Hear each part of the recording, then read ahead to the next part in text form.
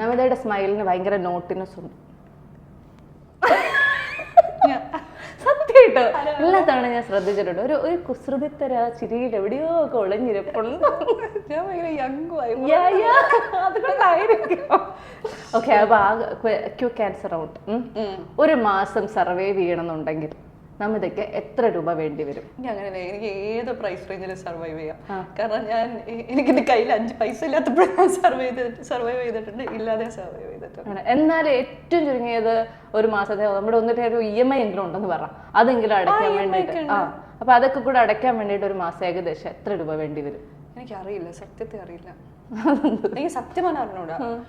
അങ്ങനെയൊന്നുമില്ല. ഞാൻ പറയട്ടെ, പേഴ്സണലി ഇപ്പൊ ഞാൻ മാത്രമുണ്ട്. ഇപ്പൊ EMI ഒന്നും അടയ്ക്കാനൊന്നും ഇല്ല എന്നുണ്ടെങ്കിൽ എനിക്ക് എത്ര രൂപയ്ക്ക് വേണമെങ്കിലും സർവൈവ് ചെയ്യാം.